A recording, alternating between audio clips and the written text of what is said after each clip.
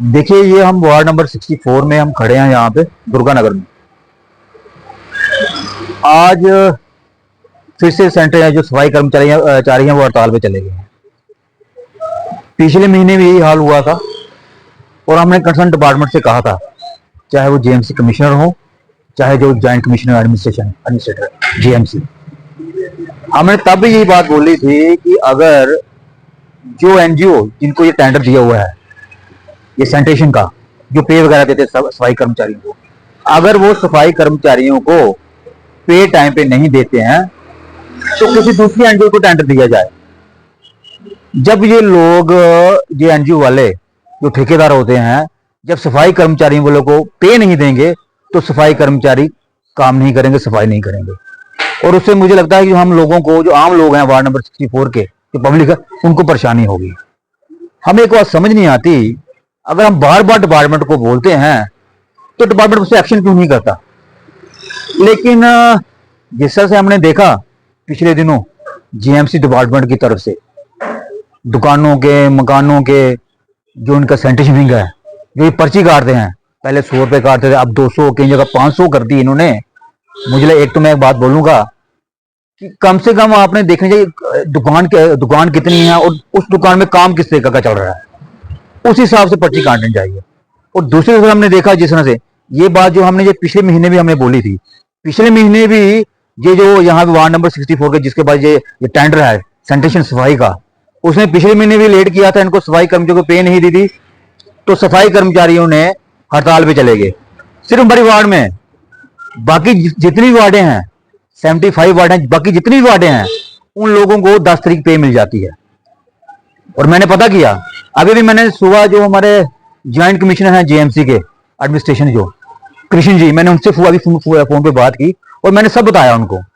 क्योंकि ये जो टेंडर सिस्टम वगैरह होता है, जहाँ कमिश्नर साहब देखते हैं, जहाँ जो ज्वाइंट कमिश्नर होते हैं एडमिनिस्ट्रेशन, जो जीएमसी में होता है, हमने उनको भी बोला, मैंने अभी भी उनको बोला, मैं सर अगर ये जो एनजीओ वाले जो सफाई कर्मचारियों को टाइम पे नहीं दे रहे हैं तो ऐसे लोगों को आप टेंडर मत दीजिए ना, कोई अच्छे लोगों को टेंडर दीजिए जो कम से कम सफाई कर्मचारियों को पे टाइम पे दे, और यहाँ हमारे वार्ड नंबर 64 में सफाई अच्छी हो।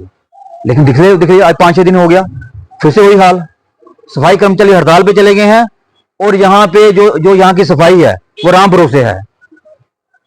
और आगे जिस तरह से हालत है सफाई की, और देखिए अभी मैं देखा मेन रोडों पे घास उगा हुआ है, मेन रोडों पे घास उगा हुआ है। एक तो सफाई कर्मचारी आते नहीं है, अब वो चले गए हड़ताल पे, तो काम कौन करेगा।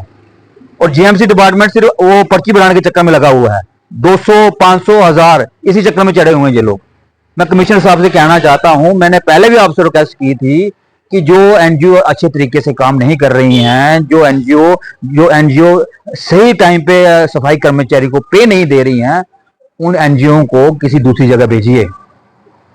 क्योंकि ये लोग अगर पे नहीं देंगे सफाई कर्मचारियों को तो वो सफाई करने नहीं आएंगे, इससे गंदगी फैलेगी, लोगों को परेशानी होगी, बच्चे बीमार होंगे, लेकिन कोई पूछने वाला नहीं है।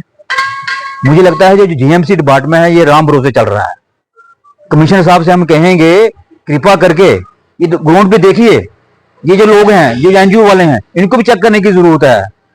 और इससे सीधा सीधा जीएमसी डिपार्टमेंट बदनाम होगा, इससे सीधे सीधे जीएमसी डिपार्टमेंट बदनाम होगा। क्योंकि जब सफाई नहीं होगी तो हम तो जीएमसी डिपार्टमेंट को ही बोलेंगे, क्योंकि जो उनकी रिस्पॉन्सिबिलिटी है, स्मार्ट सिटी, बात अभियान, यही नारे लगाए जाते हैं, तो हम जीएमसी डिपार्टमेंट को ही बोलेंगे। हम आपके माध्यम से जीएमसी कमिश्नर सर से कहेंगे कि जो एनजीओ अच्छे तरीके से काम नहीं कर रही हैं, जो एनजीओ टाइम पे नहीं दे रही सफाई कर्मचारियों को, ऐसे एनजीओ को जो इनका जो लाइसेंस इनको कैंसिल करना चाहिए।